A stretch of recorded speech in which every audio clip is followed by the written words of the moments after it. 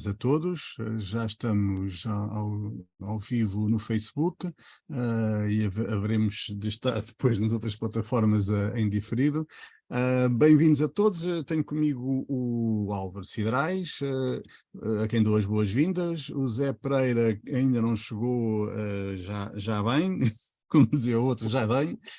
E temos connosco a nossa convidada, a Diana Marques, a quem quero também dar as boas-vindas. Antes de apresentar e falar muito sobre a Diana, queria lhe perguntar uma coisa, porque nós já anunciámos o tema na divulgação que fizemos ao longo da semana. Vamos falar, portanto, de imprimir comida, certo? O que ele queria É perguntar verdade. era, concretamente, a Diana trabalha em lombos de robalo. E a minha pergunta é, já provou essa comida impressa? Posso já dizer que essa é sempre a primeira pergunta que me fazem. Imagino. Eu compreendo a curiosidade. Nós já provámos algumas partes do componente do produto final, em separado, e já fizemos algumas provas, mas entre só os membros da equipa que estão a trabalhar no projeto. Estão todos vivos. Pronto. Sim, Toda a gente sobreviveu. sim.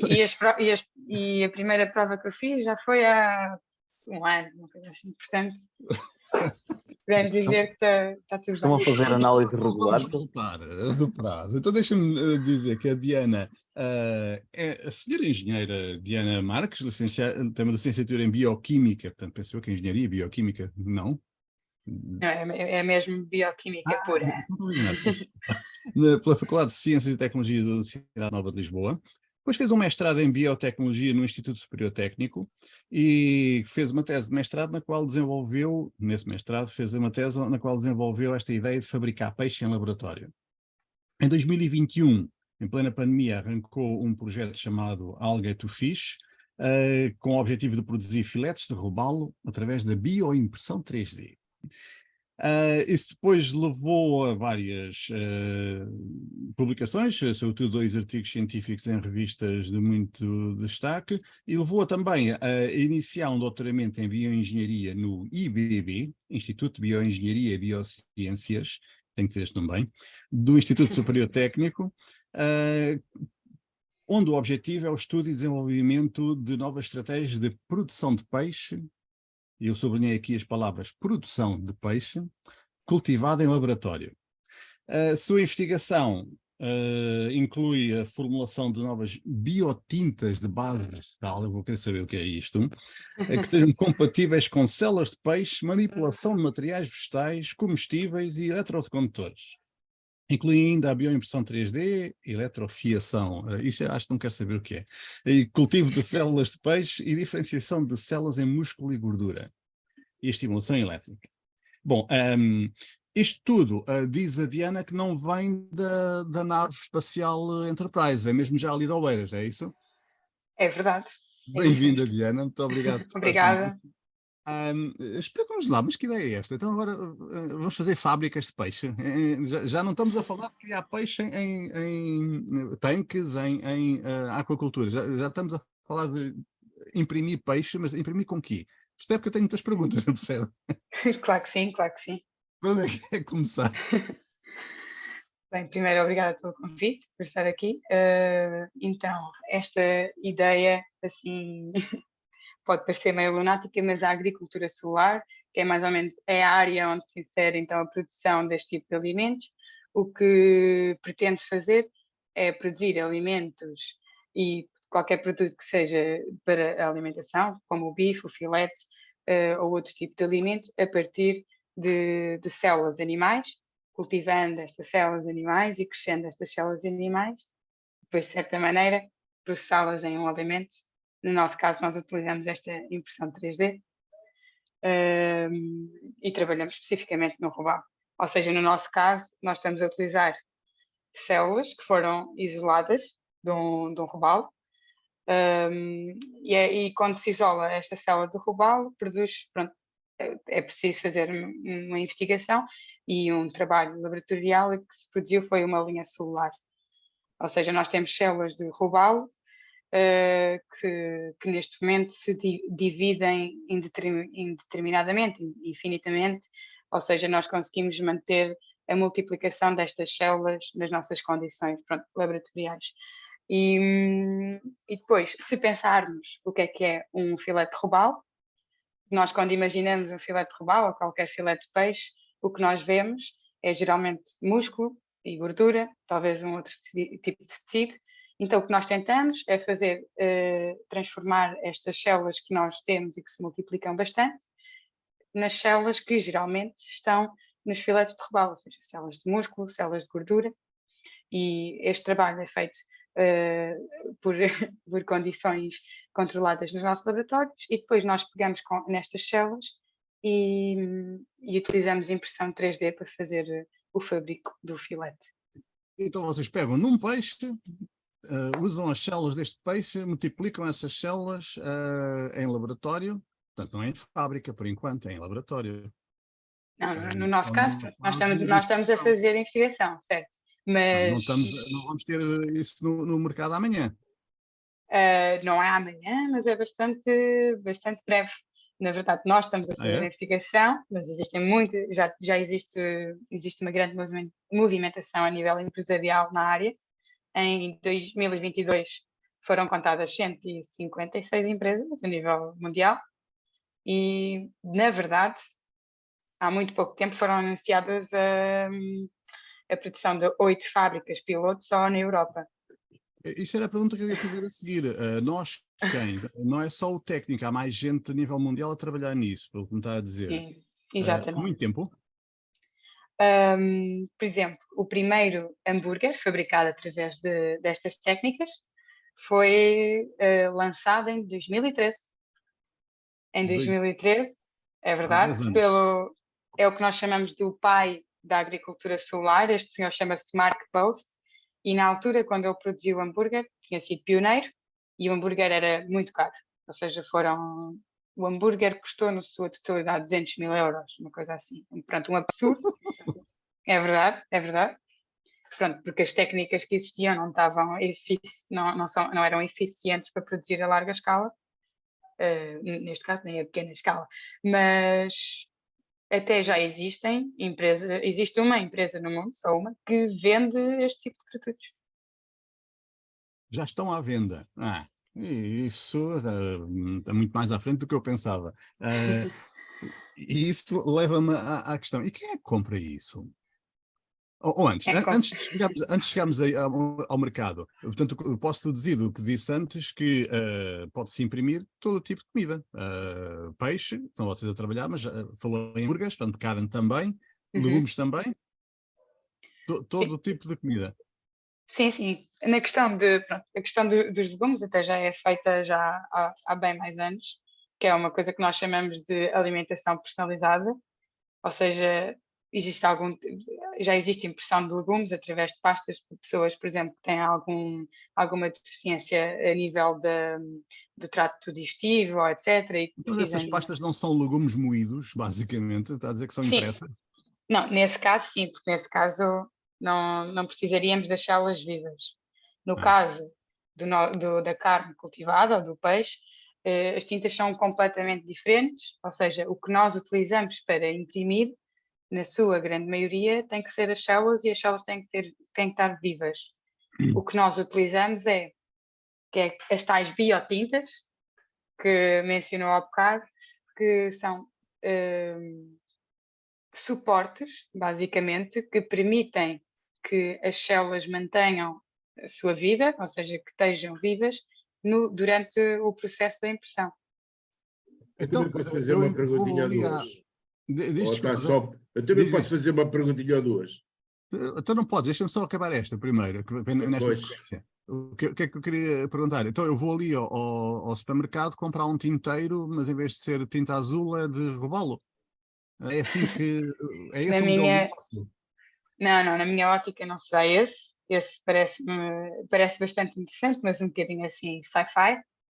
Até poderíamos falar em cada um ter a sua impressora em casa, mas esse também me parece assim bem mais... no meu ponto de vista, o modelo de negócio passaria por o que chega ao supermercado, é exatamente o que chega hoje, ou seja, nós imprimíamos os nossos produtos e o produto que chegava ao supermercado estava embalado, podia estar fresco, podia estar congelado, ou podia ter diferentes aspectos. Ok, eu tinha mais perguntas, mas deixa ouvir o Zé Pereira. Bom dia, Zé Pereira. Bom dia, olá, eu peço desculpa. Bom dia, Diana, muito prazer. Bom dia. É assim, para mim, nada disto me choca, porque fazem-se casas hoje em impressoras 3D, tem a ver com o tamanho da impressão 3D. Agora, a questão eu acho que esta questão do pescado é muito importante, porque se eu conseguir reproduzir, e penso que vocês, com a vossa tecnologia e conhecimentos de biologia, se eu conseguir reproduzir o pescado de alto mar, é preferível do que estar a substituir o pescado de alto mar, que cada vez tenho menos, por pescado de aquacultura. E, portanto, isso para mim pode ser uma vantagem adicional. A questão é como é que eu mostro essa vantagem aos clientes, ou seja, como é que eu faço ver, como é que eu consigo transmitir aos clientes que há ali uma vantagem em consumir este tipo de produto, que este tipo de produto até pode ser um produto otimizado do ponto de vista nutricional, alimentar, whatsoever, quando, por exemplo, eu me lembro das brigas que tem havido por causa das sementes transgénicas do milho e não sei quê, e grandes manifestações à porta da Monsanto, que não tendo nada a ver, como é óbvio, têm toda a tendência a ser transferidas para uma situação destas. Sim, ótima questão. Então, a questão, começando pela questão da aquacultura versus alto mar, isso é praticamente a maioria das empresas que estão a trabalhar na questão do peixe. Eu acho que todas seguem essa lógica de que é preferível começar, e se calhar é mais economicamente rentável se estivermos a falar de um peixe que não consegue ser produzido em aquacultura. Ou seja, porque a aquacultura existe, nós não estamos aqui para substituir a aquacultura nem nenhum tipo de agricultura convencional, nós queremos só ser mais um tipo de produção, e se nós conseguimos produzir através destas técnicas peixes que não se podem produzir em aquacultura, perfeito, e muito melhor para nós. Na outra questão, lá está, sim, os nossos produtos não são transgénicos, não são GMO. Isso depende do tipo de alterações que nós fazemos a nível das células, e nós poderíamos optar por fazer, transformando as células numa célula mais eficiente e que consegue ainda mais rapidamente produzir o músculo à gordura, mas o nosso processo não tem isso. Percebo que pela população pode ser... Deixa-me interromper para aprofundarmos esse assunto, porque eu acho que no fundo é central, que é, vocês estão a produzir um alimento, e já provou, questões que se colocam, sabe o mesmo, faz o mesmo, é seguro, qual é a vossa análise da experiência que já há empresas do mercado, já têm essa experiência? Sim. A minha análise é que sim, é seguro e nunca vai estar a ser, nunca vai para venda se não for seguro. Nós passamos por uma... A questão do sabor, ainda não consigo dizer se sabe a robalo, nós só provámos, que eu lhe estava a dizer, só provámos uma parte, nós provámos a parte gordurosa e a parte das biotintas, e o sabor era bastante neutro, era meio salgado, mas era bastante neutro. No entanto, graças a essa prova, temos agora uma aluna no projeto que está a fazer a sua tese de mestrado só para melhorar o sabor do filete. Desculpe só uma pergunta. Aluna onde? Como? Aluna onde? No projeto do Algae to Fish, no técnico, connosco, no IBB, nos laboratórios. Temos no técnico. Sim. Porque o projeto tem bastantes pessoas associadas e a trabalhar em áreas diferentes do próprio projeto, e uma das áreas é a área do sabor. Vou querer saber mais sobre isso, Diana, mas vamos deixar isso para o final da conversa. Vou querer saber mais sobre como é que se faz ciência em Portugal, mas ainda queria aprofundar mais este assunto do robalo. Como é que eu devo ver isto? Como, digamos que o extremo da comida ultraprocessada, mais artificial que pode haver, Ou, por outro lado, a carne sem os antibióticos que nós consumimos quando compramos carne no talho, o peixe sem os metais pesados que nós consumimos quando compramos peixe no mercado, se fossem legumes, os legumes sem os herbicidas e fertilizantes químicos que todos vendem, mesmo muitas vezes os biológicos, porque não se consegue controlar a origem da água, enfim, tem todo um conjunto de produtos prejudiciais à saúde, que nós sabemos que consumimos quando compramos estes alimentos. Isso pode ser excluído quando imprimimos filetes de robalo? Sim, sim, exatamente. Isso para mim é o que torna este tipo de produção e o alimento como se fosse tipo, o alimento perfeito, porque nós conseguimos eliminar antibióticos, conseguimos eliminar microplásticos, metais pesados, porque tudo o que a célula recebe, tudo o que a célula, os nutrientes que a célula recebem, somos nós que lhes damos e nós controlamos os nutrientes que ela consome, a maneira como ela os transforma, e estamos a falar da célula de robalo. Portanto, Então nós não... vou ainda mais longe, Uhum. se me permite. Eu tinha pensado nisso nos microplásticos, mas também tomo nota de Sim, que sim. é possível eliminar. Mas vou mais longe nesse sentido. Há toda uma literatura a mostrar que a produção alimentar hoje em dia não consegue ter como output alimentos com tanta qualidade, tantos micronutrientes como no passado. Isso é ultrapassável. O filete de robalo e parece tem tantos micronutrientes quanto devia, ou sofre dos mesmos problemas da comida que compramos hoje? É ultrapassável por uma questão bastante interessante que eu descobri quando comecei a trabalhar nesta área, porque também não era especialista em peixe, mas os peixes são considerados um animal acumulador. Ou seja, o peixe, por exemplo, é muito conhecido por ter ômega 3 e que o ômega 3 é muito saudável para a nossa saúde, e é verdade. Mas o peixe não produz ômega 3. O peixe acumula ômega 3 que consome quando come algas, por exemplo. Ou seja, existe, e daí o peixe também conter muitos metais pesados, microplásticos, ele absorve bastante, o Mas você tecido está a do dar peixe razão ao absorve bastante. Álvaro, está a dar razão ao Álvaro antes da conversa, quando ele disse que ia aprender muito. Eu nunca tinha ouvido falar nisso. Continua. Por isso, quando eu lhe disse ainda há bocadinho que eu consigo controlar e eu é que vou decidir, por exemplo, o que é que as minhas células vão consumir, se eu lhe fornecer os micronutrientes suficientes, ele vai acumular esses micronutrientes. Ok. Como é que você... esta é uma questão que depois começamos a entrar na questão do negócio, no fundo. Como é que o resultado final vai depender daquilo que você meter na impressora, nas tais biotintas, nas coisas que usar na impressora. Como é que isso, as empresas que já estão no mercado a vender hambúrgueres conseguem ganhar dinheiro?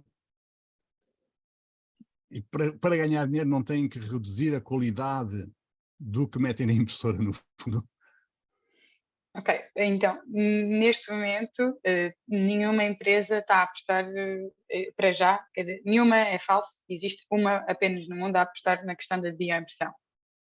Porque bioimpressão, porque a nível económico, as empresas estão a apostar em produtos que não são estruturados, ou seja, os nuggets, os hambúrgueres, etc., porque são produtos muito, muito mais fáceis de conceber. A bioimpressão permite então fazer produtos que nós chamamos de produtos estruturados, como é o bife, que quando olhamos para o bife ou para o filete, são muito mais complexos a nível arquitetónico e de estrutura tridimensional do que um nugget, que é uma massa conjunta, ou seja, isso torna o processo mais barato e é por aí que as empresas estão a apostar neste momento para ser o seu primeiro produto. Aliás, o produto que está no mercado são nuggets de frango. Portanto, eu deduzo que eles não estejam a diminuir a qualidade de todo, eles estão simplesmente a diminuir a complexidade do processo para conseguir obter produtos mais rentáveis, mais baratos e que possam ser vendidos depois também, por consequência, mais baratos, nesta fase inicial da área. Ok, eu queria entrar, não sei se tenha mais alguma pergunta sobre o produto em si, Zé Pereira e Álvaro, porque eu queria entrar nas questões éticas e deixar para trás os filetes. Mas ainda quero fazer outra pergunta sobre esta história da bioimpressão. Tem que ser bioimpresso com o formato de um peixe ou de um filete de peixe, ou eu posso imprimir filetes de robalo com o formato da cabeça do Trump, por exemplo. Sim. Pode fazer o que quiser. Epá, isso vai ser uma festa para os designers, para os meus alunos de Um marketing. gajo, por exemplo, pode fazer filetes robalo Sputnik impressos. Isto vai É ser. verdade. Portanto, eu Nós posso achamos. imprimir. Sim. A sério, isto abre possibilidades fantásticas para a malta de marketing. Vai ser uma festa. Então, ok, vamos passar às questões, se não se importam, às questões éticas que isto levanta, porque já começámos a abordar isso. O Zé Pereira falou aí bem dos organismos geneticamente modificados. Quando eu estava a estudar, havia toda uma grande conversa. Deixa-me só uma coisa, ainda em relação ao produto. O Fernando vai por aí fora. É possível, quer dizer que eu posso fazer um hambúrguer ao mesmo tempo com sabor a peixe e a carne? E essa é uma pergunta muito interessante. Nós estamos sempre a brincar lá no laboratório, porque pronto, com isto é possível mesmo muitas coisas, como é possível, por exemplo, não é o que nós achamos que o consumidor vai aceitar, porque o consumidor vai querer produtos que nós estamos habituados e que sejam convencionais e que sejam a imitar, pronto, o que existe, mas é possível. Eu poderia até eu posso fabricar o design do bife, mas a utilizar as células de robalo. Posso fabricar o design do filete, mas a usar as células do bife.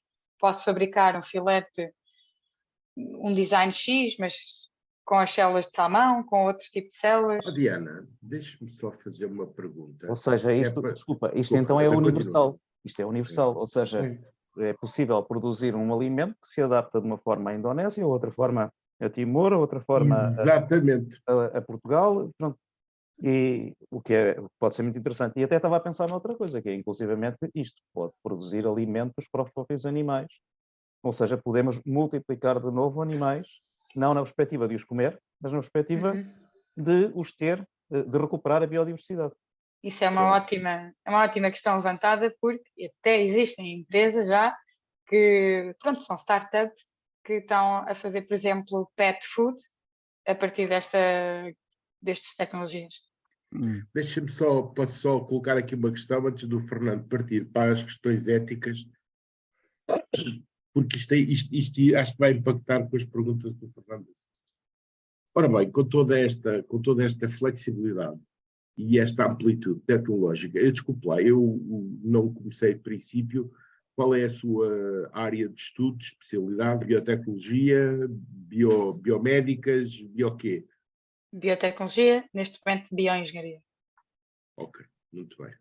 É do técnico? Exatamente. Ok, muito bem. O meu filho também é. Então, com tudo isto, eu posso pôr isto a render ao serviço da medicina e da saúde, e uma vez que não temos cá o Henrique Lopes hoje, e eu posso ter, de uma forma muito simples e muito fácil, e presumo eu, relativamente barata, dietas personalizadas para vários tipos de patologias, individualizadas conforme a patologia afeta cada doente, inclusive com o shape, a forma, o tipo de comida que cada doente gosta de comer, não é? Inclusive, posso-lhe pôr o sabor da comida que o doente gosta de comer. Isto é tudo possível, certo? Exatamente. Ok, Fernando, ética para cima. Ok, ética. Eu não posso esperar pelo dia em que vão imprimir couves de Bruxelas com sabor a picanha, porque isso vai ser... Finalmente vai ter couves de Bruxelas enganado. Enfim, vamos lá às questões éticas. Eu estava a dizer que já há muitos anos, quando estava a estudar, os organismos geneticamente modificados estavam a entrar no mercado e havia toda uma oposição a dizer, basicamente, a gente não sabe os efeitos de longo prazo disso. Ou seja, já tinham sido feitos todos os estudos e mais alguns, tinha-se concluído que aquilo não era prejudicial para ninguém, mas havia muita gente, aliás, na altura, quem se manifestasse contra a utilização de OGMs porque não sabemos os efeitos de longo prazo disso. Ainda hoje ouço isso às vezes, e fico a pensar, se não fizeram estudos de longo prazo em 40 anos, quando é que os vão fazer? Não acha que isso vai acontecer, ou isso não acontece já com as empresas que estão a lançar estes produtos no mercado, não enfrentam, desculpa, este género de oposição? A gente não sabe qual é o efeito de longo prazo de comer filetes impressos em impressoras 3D? Neste momento pode haver certamente essa certa oposição, e eu até prevejo que aconteça por pronto, uma certa percentagem da população. No entanto, o que eu tenho percebido, mas isto é mais, pronto, em conversas pessoais e em grupos de pessoas que tentam perceber-se do que é então a carne cultivada, é que existe uma grande aceitação por parte de camadas jovens, e as camadas mais adultas, se me derem a oportunidade para explicar o que é, geralmente tendem a aceitar. E relativamente a este processo, o processo, pronto, ele não é GMO, e uma coisa que eu costumo dizer bastante é que esta área e as empresas que neste momento existem, elas enfrentam mesmo grandes, não é a dificuldade, enfrentam, e porque é necessário, relativamente à aprovação e à regulamentação dos processos e, pronto, à aprovação do alimento. Ou seja, as entidades que regulam a nossa segurança alimentar estão a controlar bastante os processos, e ainda bem, e eu não julgo que não haja que os produtos que vão chegar ao mercado que vão afetar as pessoas. E ainda mais uma coisa por cima disso, que é nós, quando estamos a maioria destes alimentos pronto, vão ser cozinhados, tudo o que é vida nos alimentos, pronto, acaba por morrer. Eu acredito que a longo termo não seja adequado, pronto, a um alimento que vá ser cozinhado. Eu não quero ser demasiado crítico, mas deduzo das suas palavras que vocês são um monte de cientistas que não incluíram cientistas sociais que façam previamente o estudo do que é que pode levantar resistências junto da população, porque já havia nos anos 80, quando entraram no mercado os OGMs, já havia as mesmas entidades a certificar que isto é seguro. E, no entanto, isso não impediu que uma parte importante da população levantasse resistências à utilização de um produto, porque já ouviram falar em teorias da conspiração, não ouviram? Pois é óbvio que isto presta-se imenso. Sabes bem que isto depende sempre da forma como nós vendemos a coisa. Pois, é isso que eu acho que não está a acontecer. Espero que essas empresas que estão no mercado tenham pensado mais na parte comercial. Eu posso só dizer uma coisa. Epá, Diana, você é de Vila Nova da Barquinha? Diga? Vila Nova da Barquinha? Não. São Tomar. Então andamos perto, que eu sou de Almeirim. É assim, eu venho de um banco, venho da Caixa Geral de Depósitos, andei lá há 30 anos, e é assim. Financiavas um projeto destes? Pois, é isso. Financiava. Mas sabes como é que eu financiava este projeto? Com as linhas para os empreendedorismos. Porque isso das startups é uma coisa. As startups é como aqueles... o pessoal nos bancos, e atenção que eu já não trabalho no banco, graças a Deus. O pessoal do banco gosta muito destas coisas, este pessoal que desenvolve as coisas, etc. e tal. No técnico houve um senhor chamado Epifânio da França, que era professor no Instituto Superior Técnico, que era um senhor que tinha uma ideia de negócio brutal e que sofreu agruras por ele, chegou a passar fome por ele, e depois vendeu o negócio a uma major, ficou riquíssimo. Ainda bem, mas entretanto, pelo meio passou fome porque ninguém o apoiava, ninguém acreditava nele. Isto é o destino habitual das startups. Seja, o destino habitual das startups é desenvolverem devices que mais ninguém pensa neles, até que algum major pega nisso e compra. E vocês vão desenvolver outros projetos. Mas, Zé Pereira, assim, ainda não estão aí. Não, eu sei, mas eles têm empresa, tudo, repara, eles têm tudo para dar errado. Olha, sim, eles têm tudo para dar errado. Olha, no mesmo pé, rebentam com a agricultura, rebentam com a pecuária, rebentam com a indústria alimentar, rebentam com a agroindústria. Portanto, vocês, é como diz o outro. Estás a sugerir que vai haver oposição? Não. Estou a sugerir que eles vão ser cilindrados. Portanto, ou vão ser comprados, que é o mais natural, não é? Se o produto vingar e for reconhecido, isso passa um bocado pelo trabalho de marketing e pelas boas análises de mercado, aquilo que o Fernando estava a dizer, pelas boas análises de mercado, de contexto que vocês façam, e eu estou a ver muitos matemáticos aí e poucos gajos da estratégia, poucos gajos do marketing, poucos gajos das ciências sociais. Então, deixa-me fazer uma pergunta sobre isso para ouvirmos a Diana. Só mesmo estou a acabar. Estou a acabar, Fernando, estou a acabar. Sim. Eu não te corto a palavra quando tu falas horas. Portanto, nesse sentido, ou vocês vão buscar isso, ou então vão fechar por vocês próprios. Está bem? Portanto, é importante vocês irem buscar isso, que é para depois terem o óleo. Já acabei. Diana, vocês são matemáticos e químicos ou tem alguém a trabalhar estas questões do marketing e, podemos dizer, da sociologia, da aceitação do produto? Portanto, nós somos um grupo muito multidisciplinar e toda a ideia começou numa cadeira de empreendedorismo. Portanto, essas cadeiras.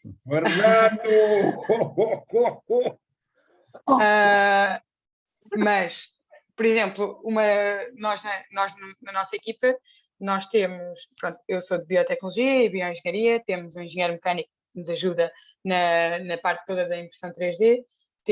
Vamos receber, por acaso, agora, dia 1 de junho, uma pessoa só para trabalhar na aceitação por parte do consumidor, mas deixe-me só acrescentar que nós fazemos trabalho científico, investigação científica, e nós estudamos investigação, que é bastante fundamental.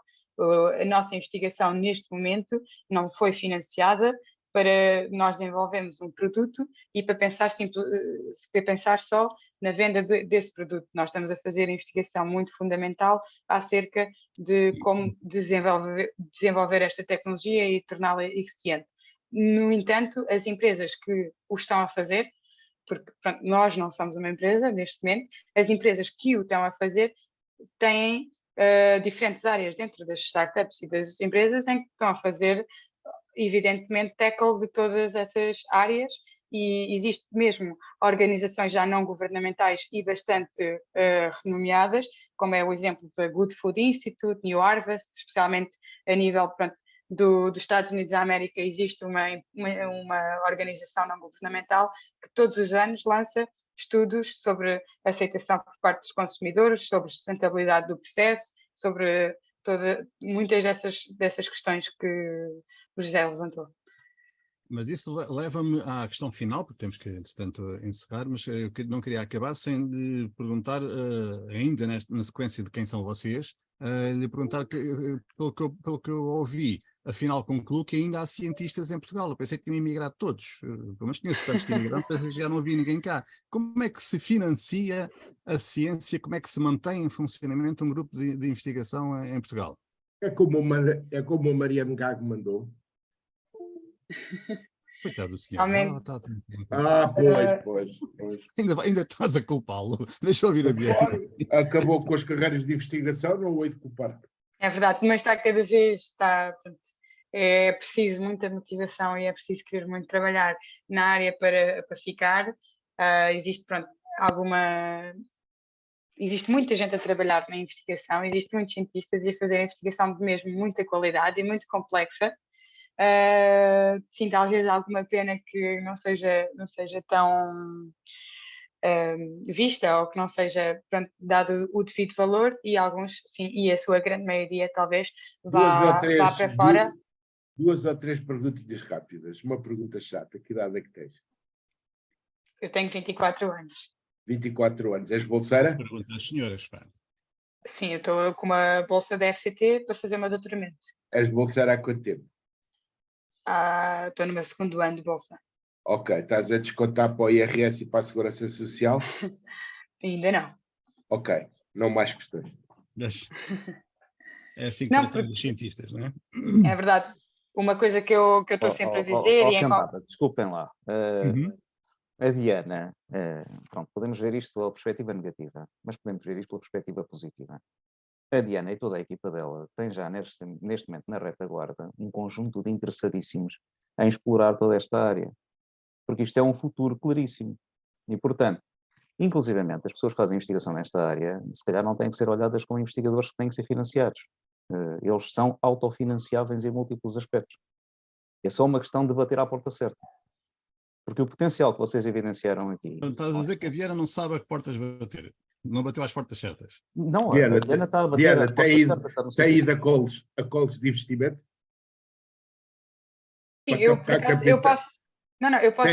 Não, o vosso projeto tem ido a calls de investidores para investirem no vosso projeto, na vossa startup? Já foram alguns? Não, mas neste momento nós não somos uma startup. Neste momento eu estou a fazer o meu doutoramento. O doutoramento é por si só investigação fundamental. Portanto, se vier a existir a startup, vai ser depois do doutoramento. Mas o que acontece neste momento é que nós procuramos em fundos, ou seja, investimento a nível do projeto científico. E o primeiro investimento foi o Algae2Fish. A bolsa é dessa organização não governamental que eu falei, dos Estados Unidos da América. A bolsa foi-nos dada por eles. Neste momento temos o financiamento total do meu doutoramento e ganhamos mais uma bolsa para trabalhar nesta área, que também é financiada pela mesma organização dos Estados Unidos, e ganhamos uma nova bolsa também a nível da FCT. Ou seja, pronto, neste momento nós instalamos esta linha de temática no técnico e temos bastante financiamento, sim. A maior parte do vosso financiamento é externo. Vocês estão a conseguir ir buscar financiamento fora do país. Sim, é metade dele, sim. Mas em Portugal, atenção, que há financiadores claríssimos disponíveis para isto, talvez não saibam é que existe.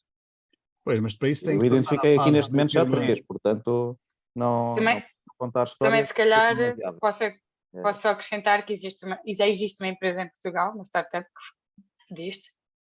Eu não faço parte, mas se chama Self for Food, tem base nos Açores e foi financiada pela Portugal Ventures. Sim, okay.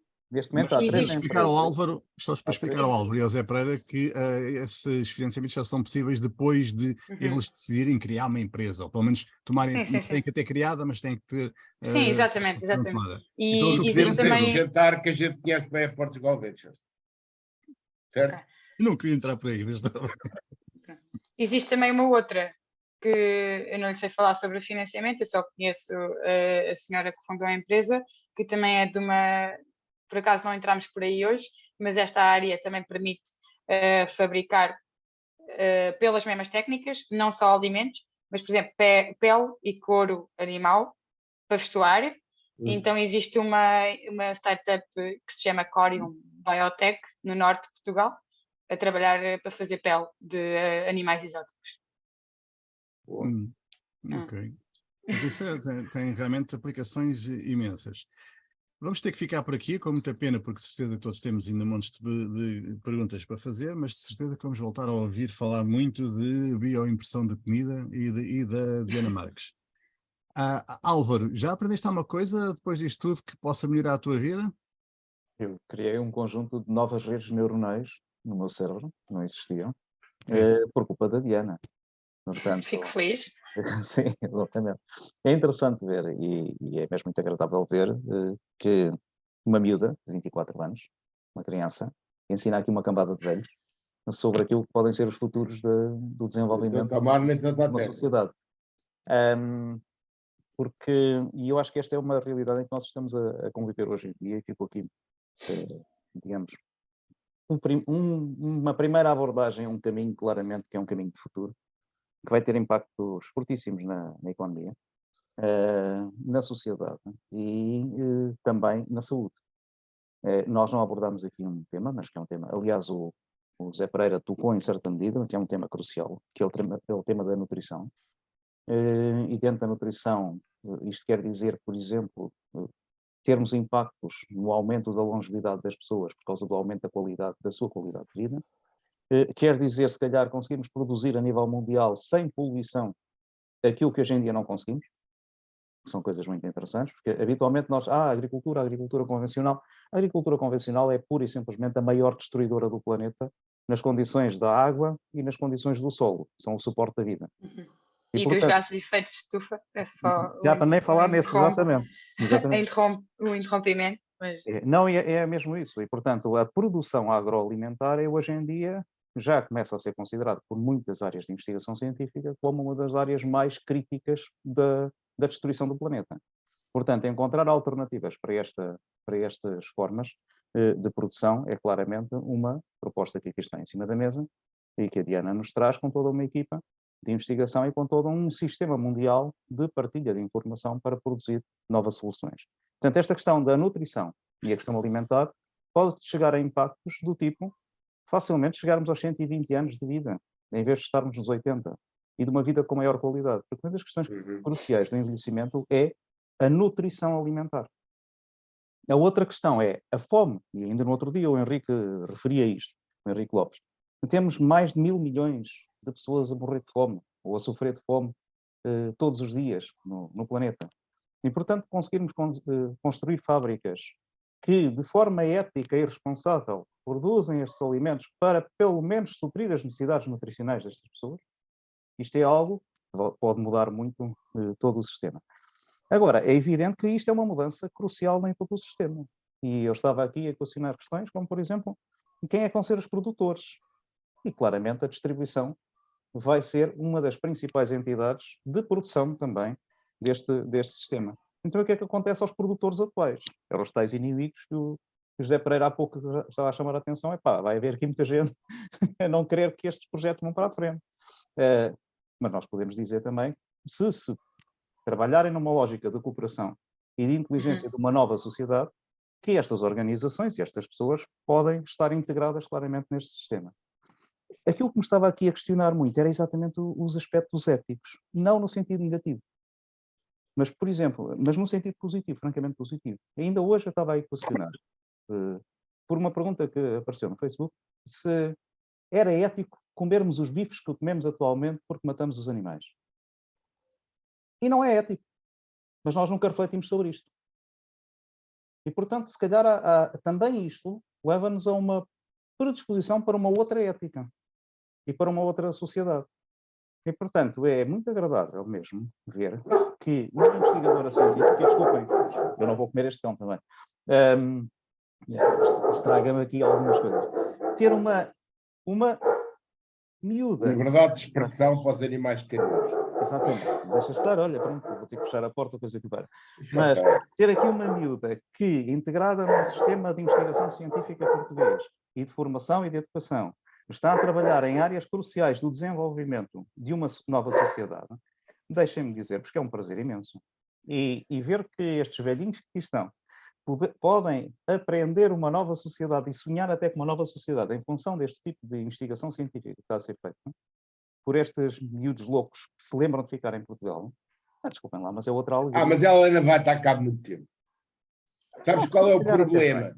O problema é que há muita gente das nossas gerações que é incapaz de aceitar e, sobretudo, de assumir putos de 20 anos podem ser. Pois, esse é o grande problema. Certo? Mas quando vêm vantagens nisso, seja pelo negócio, seja pela saúde, seja às vezes até aceitam. E, portanto, olha, eu diria, aprendi imenso e, acima de tudo, abri novas autoestradas de aprendizagem no meu cérebro, novas redes neuronais, por culpa desta ideia tão louca de produzirmos alimentos 3D, tem, obviamente, todo o sentido e pode ser, se calhar, uma das chaves fundamentais da mudança na sociedade atual, associada à tal inteligência artificial que hoje em dia se fala muito, que é a coisa mais extraordinária, e que eu diria, se calhar, aqui não é uma inteligência artificial, nem nada do género, é se calhar uma inteligência ética, que vai ter que ser repensada e estruturada em função de uma coisa tão simples e tão extraordinária, que é nós passarmos a ter condições para produzir alimentos dos mais variados tipos. E, portanto, para todos, que eu estava aqui a pensar uma coisa muito gira,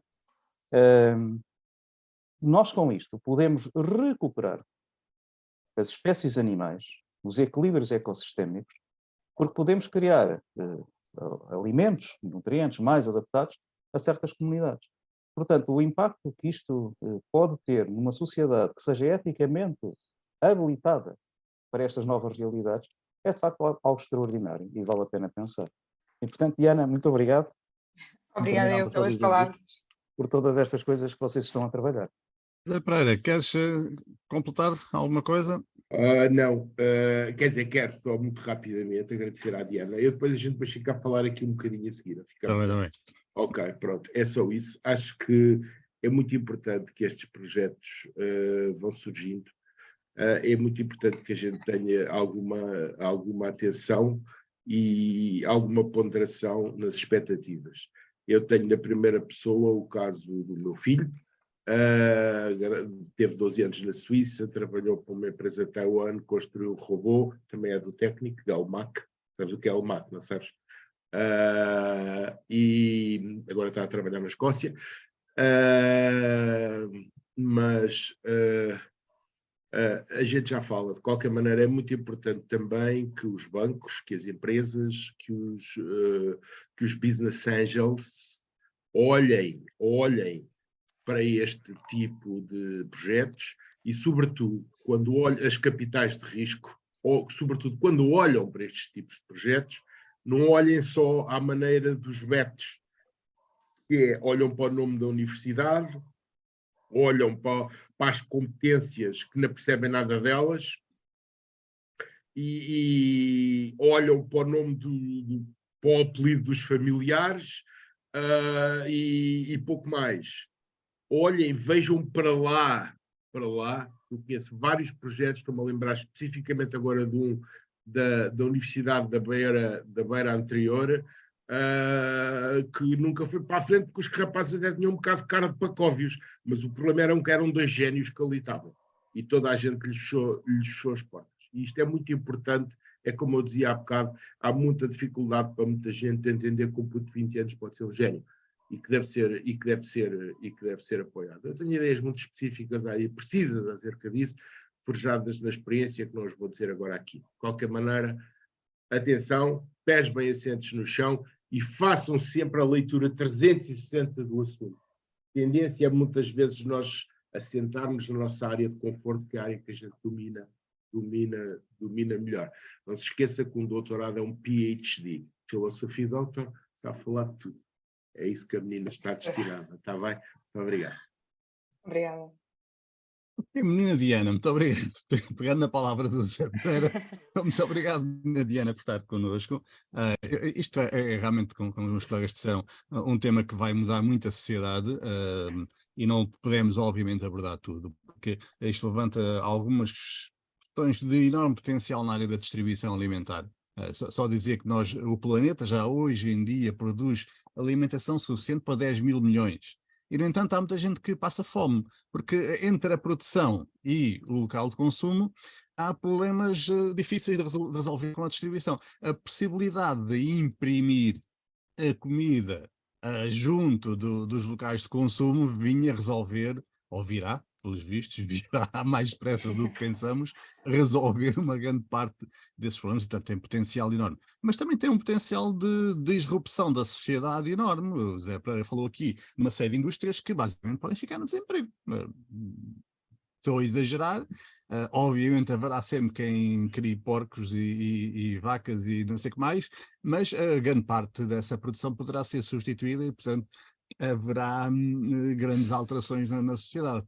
Portanto, isto é seguramente um tema que trará muitas outras oportunidades de discussão. Diana, quer fechar com alguma ideia adicional?